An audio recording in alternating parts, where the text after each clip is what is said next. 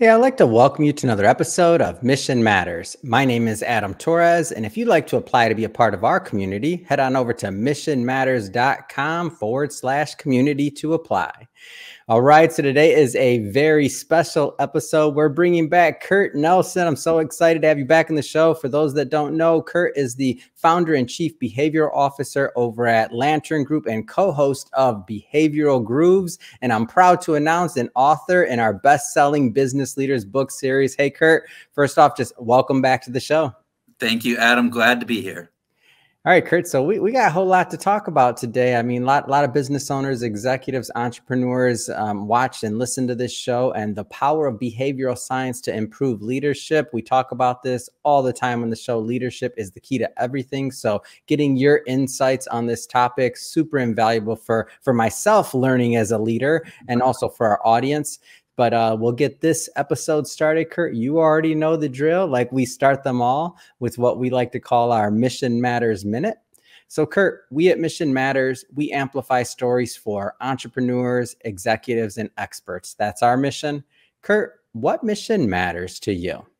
Yeah, Adam, I love this question because I think it's so important for people to understand what their values are. And, you know, when I think about what the mission that matters to me most is really making sure that I'm able to bring to people, whether that be leaders within organizations, whether it be general public through the podcast that we do, but bring behavioral science insights to them so that they can improve their world, and that be business world or their personal lives.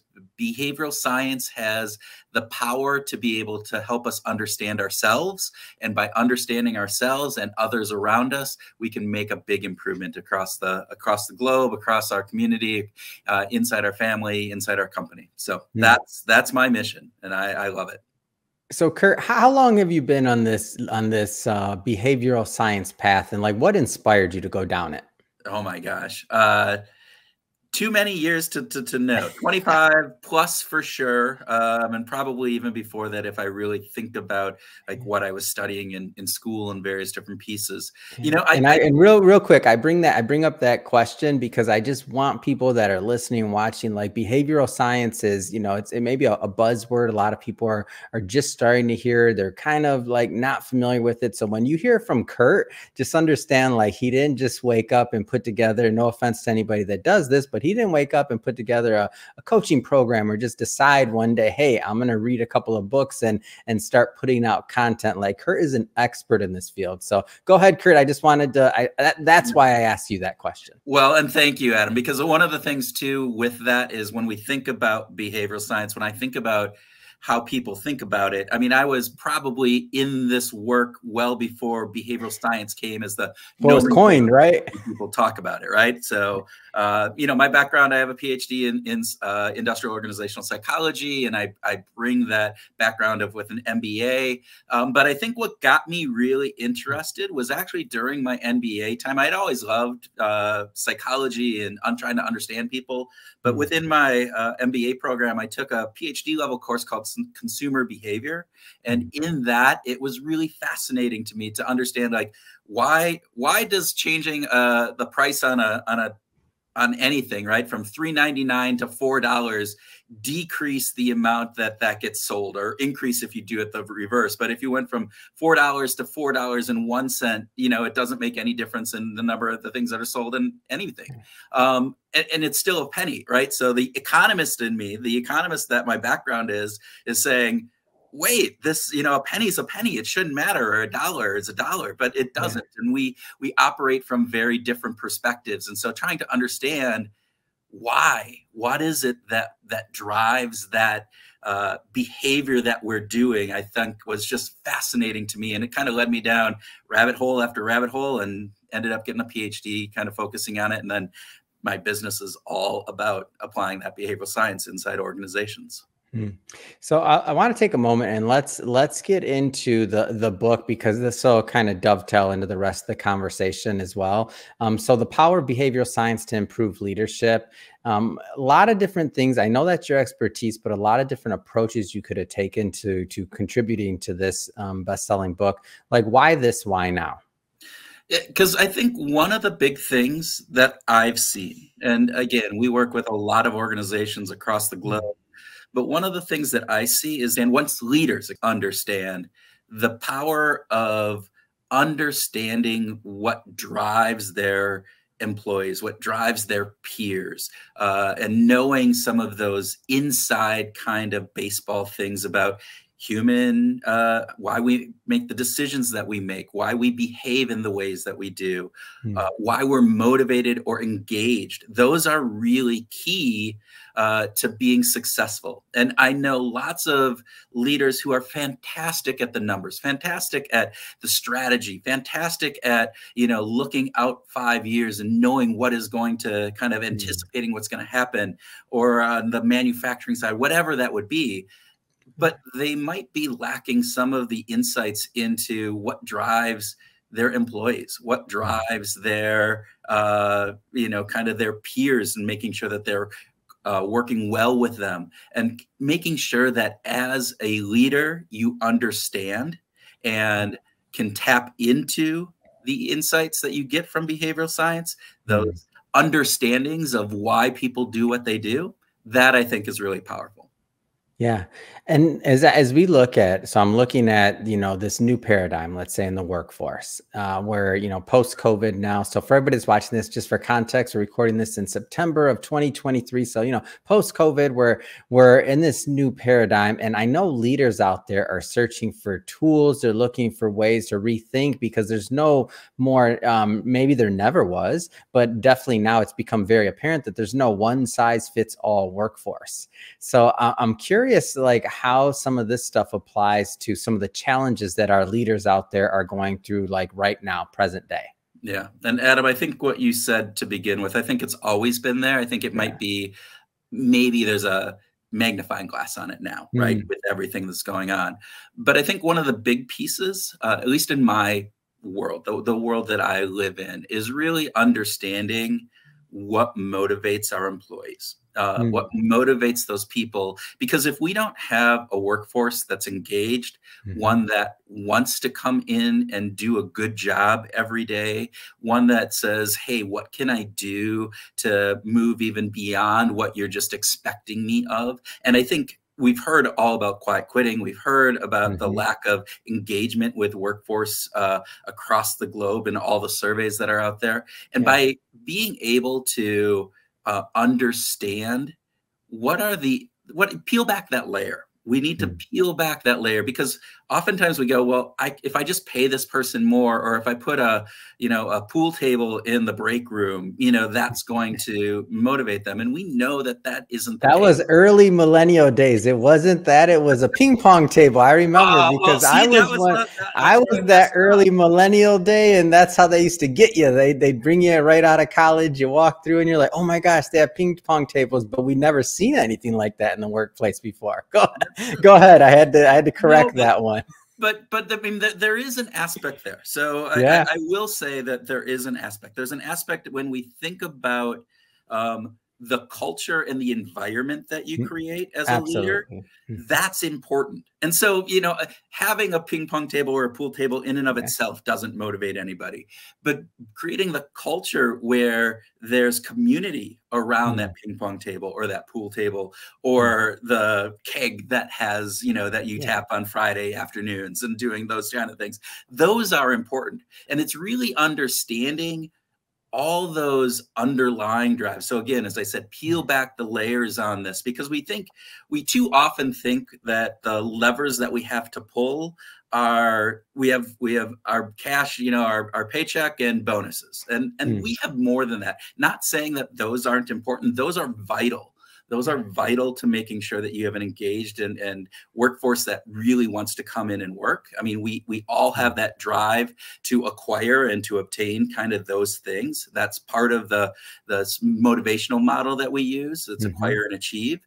but we're also motivated by other things. We're motivated by the sense of belonging and bonding. We're motivated by a feeling of challenge and of learning and comprehending. We're also motivated by the sense of purpose. Is my purpose aligned with the purpose of the organization? Am I feeling like I need to stick up and defend this company? And those are really key pieces when we think about making sure as a leader that you're creating the organization that not only satisfies one or two of those, but all four across those. It's called the 4 Drive model. It was developed by Lawrence and Naria back in the early 2000s. And it's a fantastic model of employee engagement and motivation. So as it relates to the behavioral science side of things, a lot of entrepreneurs that are watching this, and I wanna maybe put some like something that they can take action on. Obviously, they're not, in order to get a full program or something, or like to work, that takes time. But is there something small or something even in their mindset that they can start thinking about or even implementing now that just at least puts them in the right direction? Is there a tool or is there something they can do now? Yeah. So, I mean, I will take a step back and say that every organization is different. Every culture is different. And so any type of implementation that we do, it's always custom. It's always developed on that. There are a few underlying things though, Adam. So one of the things that we always look for is, again, how are you structuring those incentives that you have, and make sure that you're structuring those incentives so that they're not counterproductive to what you're trying to obtain. And I'll give you an example. We worked with a company one time who their strategic mission that they had changed like 2 or 3 years before this was to go to market collaboratively. They were going to come in, they were going to work together from a Salesforce perspective, from an internal perspective. It was all about sharing best practices and working together in order to do that. What they forgot to do was to update their incentives. And so what their incentives were designed where it was like the top person gets, the biggest reward, and everybody, kind of behind that as a rank kind of component. And so what did that drive? What kind of behaviors did that drive? Again, it's not rocket science. That was really simple. So how do you structure those? But I think the other big piece that companies miss out on is that second piece that I talked about, that sense of belonging and bonding. And so, oftentimes I think managers, particularly if they're of a certain personality type, tend to say, I need to stay distant from my employees. I need to keep a wall in between. And there's a certain element that, you're not going to necessarily be able to share everything and be best buds, but you want to make sure that you have a positive relationship. That means you need to understand who your employees are. They need to understand things about you. If they feel an affinity towards you, and it's a genuine one, and you feel an affinity towards them, they will climb walls for you. It's one of the most powerful things. And so I'm always about team building, whether that be formal team building, whether that be informal team building. The more that you can build in those non-work type of elements where you get to know one another on a different level, and keep it positive, keep it, obviously make sure you're not doing anything really stupid on those. But, that aspect of it goes so far from an organizational perspective. And it's amazing I've gone into multitude of different companies, and you see companies where people have done that, and you see the loyalty and the engagement that their team has versus companies that don't. It's just night and day. Yeah, and I like that, especially in the beginning of this, you mentioned that there's no one size fits all. Yeah. So in my mind, like there's this continuum where there's certain leaders that have implemented more of these things than others, and there's some, but I feel like there's always room for that, like room for improvement. So even if an organization has certain things down, maybe they're lacking in something else. Like, am I missing this, or is that the way to kind of frame it?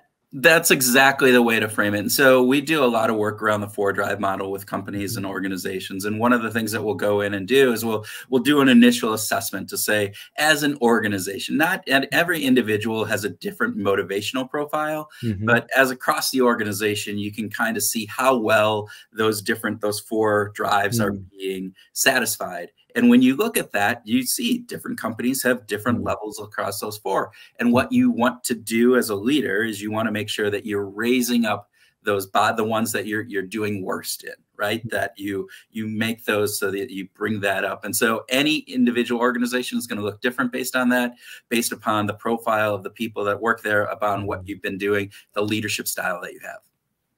Talk to me about behavioral grooves. So for everybody that's been watching this show for a long time, you know, I love supporting and promoting other podcasters. I mean, I still say podcasting, best people in the world, great community. Everybody supports each other. I definitely want everybody that's watching or listening to this, head on over, check out Behavioral Grooves, hit that subscribe button. Love for our audiences to mix.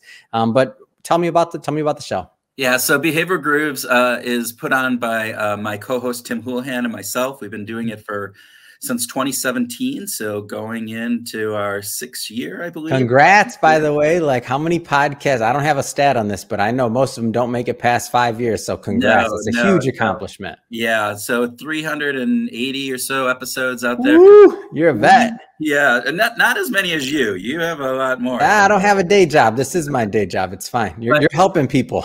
Yeah. So I'm just talking to them.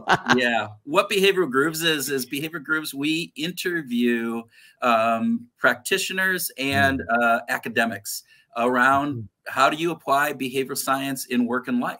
So we will talk with people from Nobel laureates talking about how their insights into why we do what we do and the research behind some of that, everything from, you know, loss aversion, this idea that, hey, we value or we feel the pain of a loss twice as much as the equivalent gain, and what that means, and how do you tap into that as a leader, to motivate yourself or to make sure that you're not making dumb decisions, to people like Leidy Klotz, who is talking about subtract, and this idea that as humans, what we tend to do is we always try to add things on. And I mean, his great insight that he got was he was playing with his little kid, and they had this bridge made out of Legos, you know, and the one bridge piece was higher than the other. And so what did Leidy do? Leidy was going to find the piece to fit on, and his couple-year-old kid just took the bottom off and, you know, leveled it up by taking a Lego piece away. And, you know, his research shows we don't do that. We don't think that way. And so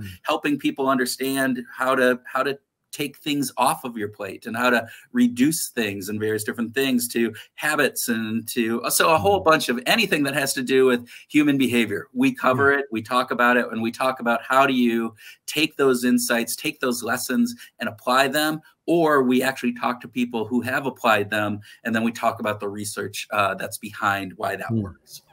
So, Kurt, I'm going to ask you my favorite question to ask podcasters, which is super mean, especially for somebody with a catalog as big as yours. Favorite episode? It's like asking you, hey, between all your kids, which one's your favorite or memorable? Something like that. Okay, because we don't want all your guests fighting with each other. What comes to mind when I say that? I have a lot.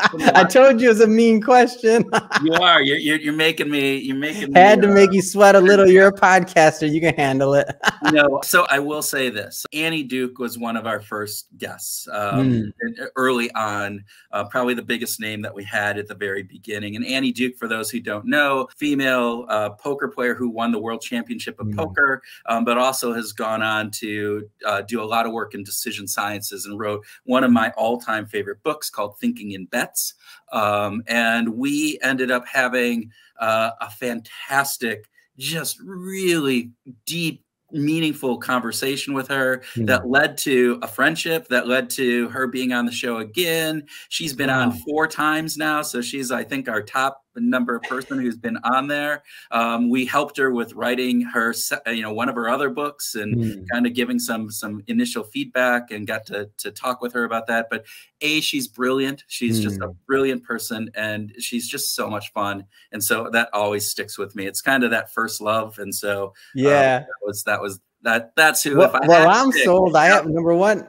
I'm sold. Number one, I got to pick up this book. What would you say it was called again? Thinking in Bets? Thinking in Bets. It's one of the best books out there about how we think and how to improve our decision making. And again, she brings in wonderful stories about her time as a poker player and the lessons learned, and applying that in a decision, you know, kind of studying how decisions are made. This idea that if we think in bets, but if we can do that better, our decision making improves. So. Oh, that's awesome. Well, there goes, add that to the list of that growing reading list I have there. And I'm in. That sounds like something I need and definitely value as well. So that's awesome. Thank you for sharing that tool and that resource. Yeah. I want to, with some of the time that we have left here, I do want to talk a little bit more about the Lantern Group. And really, you mentioned, you know, working with companies and things like that. Like give me a little bit more on that. Like, how do people engage? What kind of things can they expect? Like, how do they work with you and your team? Yeah, so we do a couple different things. On one end, we are an internal communication agency. So we bring the behavioral science lens to internal communication, everything from communicating people's incentive plans, their pay, all that motivation and engagement piece that we bring in, to you know, messages from the president or the CEO, and again, applying how are you framing these messages, doing all of that. And so we do a lot of work around that, whether that be video, whether that be PowerPoint presentations, whether that be helping write speeches, or a variety of other pieces on that. We do a lot of that. On the other side, we do consulting and training. And so we work with organizations, again, to bring this behavioral science insight into their work. So whether that be, again, around developing your incentive compensation philosophy so that you understand all of those components that are going in to engage and motivate your employees, or whether that be leadership training. We're doing some really cool work with a company right now that is being bought by a much larger company. So a $4 billion company is being bought by a $70 million company. And we are working with the leadership team on the transition period. And the idea that, and I give the leader fantastic kudos for recognizing, she recognized that this is a period of uncertainty. There's that transition period before they get approval to actually merge. And it lends itself into weird behaviors by employees and lack of motivation and all of this aspects around that. So she wanted us to come in and work with her leadership team in order to thrive. So we put together a program that's called Thriving Through Transition, where we're working with the leadership team on a monthly basis, coming out and doing a half-day workshop with them. Everything from decision making, so bringing in a lot of the insights from Annie Duke and her work on how to improve their decision making during this time, how to manage change, how to communicate, and making sure that you're maximizing the communication that you're giving to all of your employees, as well as then you know, managing stress and building resilience up. And so we're doing all of those types of things as we're working with them. And then that expanded out to, all right, working with the leadership team, but now with all of the people managers within the organization, and then doing actually keynotes out to the entire organization. So they all can talk the same language, that they all have some of the same insights, because all of it's important as they're moving forward through this period of uncertainty and chaos. Yeah. And now you mentioned, I mean, this is a company in the billions. Do you work this? That's obviously enterprise level, working on M&A, like a big deal there. Do you also work with middle market, small business? Like, give us a flavor for that. Yeah, so I mean, most of our work is within larger organizations, but we do a fair amount of work with medium-sized companies. Again, the threshold is really the number of employees, right? If you're going to be under 50 employees, probably not the right people to be coming to. But if you're you know, a few hundred to 1,000, you know, we probably can come in and really help in making sure that you're tapping into all of the power that those employees have. Again, if I think about behavioral science, it's about leveraging the innate ability and motivation and engagement that people have. It's just allowing that to be set free, to be able to, as a leader, as an organization, put the programs and processes in place in order to let that happen across the organization. So you're, to me, you're the behavioral science guy. Like, that's how I think of you. Obviously you have formal titles, other things like that, but I'm curious from your perspective, like, you know, 2023 current business climate, like, what are the things that you're thinking about? Yeah. So what I'm thinking about is, again, given the current climate and the issues with, fear of like what's going to happen with inflation and moving forward, how do you keep employees engaged? How do you keep them motivated to stay kind of focused on the what's needed at hand, what they need to do today, but also kind of keeping that vision for the future going forward? And I think that's it's an interesting kind of slope that people are on. And as a leader, I think it's one of the hardest things that you have to do. And it's one of the things that we don't think about a lot as leaders. We often kind of just go, well, they know what they need to do. They should be engaged, but we have to work at it. We have to continually make sure that as leaders that we're making those right choices, doing the right things in order to make sure that your employees are engaged, to make sure that your people are really motivated and driving to the finish line that you need them to finish to. So, yeah, it's great. Well, I got to say, Kurt, really appreciate you coming back on the show. I'm thrilled to have published some of your work and to continue to promote your work, your brand. Of course, Behavioral Grooves. If everybody listening hasn't yet subscribed, definitely go do that. We're going to put all of that in the show notes too, so that people can just click on the links and head right on over. But that being said, I mean, what's next? What's next for you? What's next for Lantern Group? Yeah. So we're building out a whole series of tools. It's starting with a guided journal. So if anybody, a leader or just an employee, wants to achieve their goals better, that they can get this. It's called Brain Shift, is the first journal. It's a 13 weeks, so a quarter, where we bring behavioral science into a really easy to use daily journal where I am writing down, hey, here are my keystone goals that I want to achieve this quarter. And then every week we give a behavioral science insight.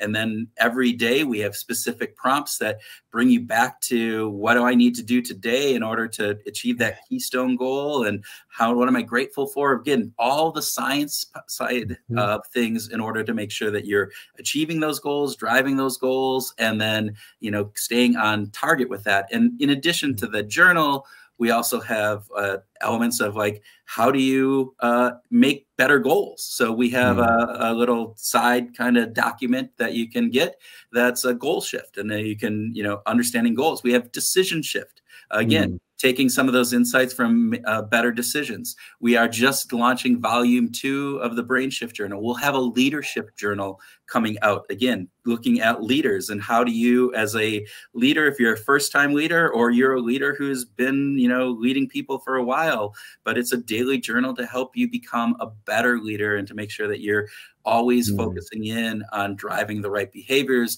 and doing the right things as a person, as a leader within an organization. So that's where we're super excited about the possibilities of this whole area. And it's really, really cool to have that coming out really soon. So it's kind of like a personal trainer for your brain. Yeah. Like daily. I'm going to steal that. Can I take that? I'm going to put that in, man. This is what I do. I'm your branding guy. Come on. Of course you do. It's a personal trainer for your brain. That's what you just described. Except they're not coming in your house, smelling up the place with their sweat. Exactly. If you really want to get visceral with it, that's what you say. Yeah, no, I love that. And that because I think you really kind of captured it. What we're doing is we're giving you a way to shift your brain, to shift that behavior that you're doing, to make yourself more productive, more likely to achieve your goals, more likely to be a better leader. And you're just, it's giving you that insight that a personal trainer would be there and holding your hand every day to do that. So it's amazing. So if somebody's watching this and they want to connect and they want to follow up to learn more about Lantern Group or your other content or the programs, I mean, what's the best way for them to do that? Yeah, so probably the best is LinkedIn. So it's Kurt W. Nelson, and I'm out there. And your Lantern Group would also be, you can Google that. But the website for Behavioral Grooves is also another great place. So that's just www.behavioralgrooves.com. lanterngroup.com is another one. So any of those, probably the best way is LinkedIn. That's what I'm out on most. So Fantastic. And we'll put all that in the show notes so that our audience can just click on the links and head right on over. And speaking of the audience, if this is your first time listening to a Mission Matters episode or engaging with the platform, we're all about bringing on business owners, entrepreneurs, executives, and enterprises and having them share their mission, the reason behind their mission. Why do they do what they do? Like, what gets them excited to get up out of bed in the morning to go out into the world and to make a difference? If that's the type of content that sounds interesting or fun or exciting to you, we welcome you. Hit that subscribe button. We have many more mission-based individuals coming up on the line, and we don't want you to miss a thing. Kurt, again, as always, a pleasure. Thank you so much for coming back on the show, and appreciate you, of course, being in our book and carrying the message. So thank you. Adam, thank you for what you do, and thank you again for having me. Appreciate it.